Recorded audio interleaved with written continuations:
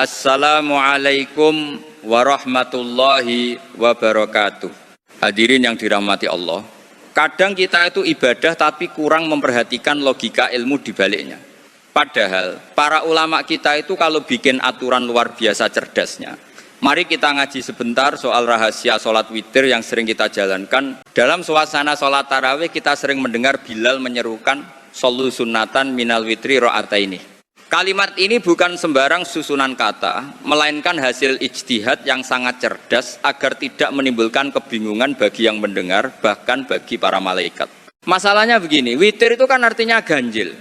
Tapi kenapa kita memulainya dengan 2 rakaat yang jelas-jelas genap? Disinilah letak kejeniusan para ulama terdahulu. Orang awam mungkin bingung, tapi dalam kacamata ilmu semua ini ada penjelasan logisnya yang sangat menarik. Saya sering guyon, kalimat itu dibuat supaya malaikat yang nyatat amal itu nggak bingung. Bayangkan kalau judulnya witir tapi isinya 2 rakaat. Malaikat kan bisa protes kepada Tuhan. Gusti, ini hambamu kok aneh.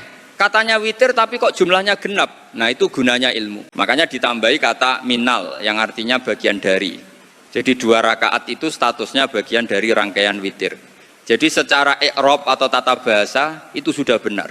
Ulama kita itu saking sayangnya sama umat sampai urusan teknis begini saja dipikirkan sedemikian rupa. 2 rakaat awal itu ibarat muqaddimah atau pembukaan. Seperti sampean beli paket, ini baru cicilan pertama. Nanti kalau sudah ditambah 1 rakaat lagi baru sah jadi paket ganjil. Jadi secara teknis 2 rakaat ini tetap legal disebut rangkaian witir. Itulah hebatnya ilmu. Malaikat itu kan di langit nggak pernah sekolah, nawusorof seperti kita. Jadi kita yang di bumi harus pakai istilah yang terang benderang. Pakai kata minal supaya laporan malaikat kepada Tuhan itu jelas. Nggak ada keraguan kalau ini adalah rangkaian sholat ganjil. Ulama membedakan mana ainul witri atau witir yang asli dan mana minal witri atau bagian dari witir.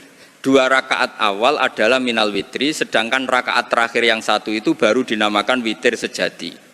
Pemahaman sedetail ini hanya bisa didapat kalau kita rajin mengaji. Jadi saat kita salam di rakaat kedua, statusnya masih menggantung.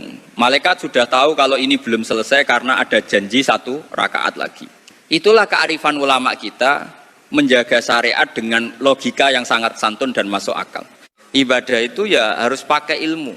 Kalau orang desa bingung ya nggak apa-apa, maklum. Tapi jangan sampai kita yang sudah ngaji malah ikut-ikutan bingung. Jangan gampang menyalahkan tradisi kalau kita sendiri belum sampai ilmunya. Pahami dulu landasannya baru nanti sampean sadar hebatnya kiai kita.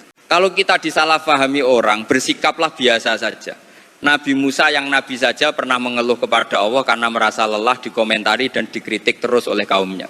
Beliau minta doa khusus agar orang-orang berhenti membicarakan dan menghujat dirinya setiap saat. Nabi Musa berkata, ya Allah berilah aku doa supaya orang-orang itu tidak mengomentari aku lagi.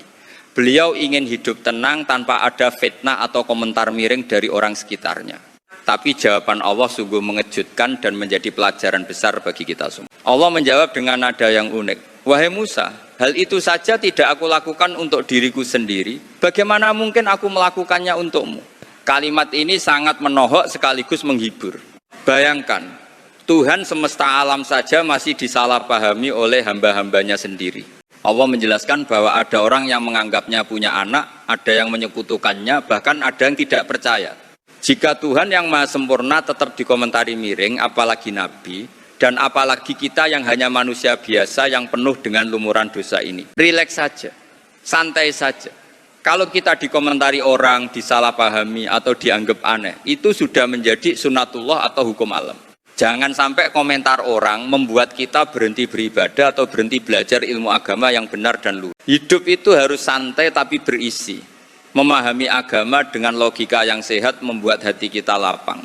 Ibadah kita jadi tidak kaku dan tidak mudah menyalahkan orang lain. Ilmu itu fungsinya menyinari, bukan untuk membakar atau menyakiti hati sesama hamba Allah di muka bumi ini. Jadi kembali ke soal witir tadi, hargailah desain ibadah yang sudah disusun oleh para guru dan kiai kita. Mereka bukan orang sembarangan. Mereka adalah penjaga gawang ilmu yang memastikan kita tetap berada di jalur yang benar meskipun kita sendiri kadang tidak paham logikanya. Teruslah mengaji.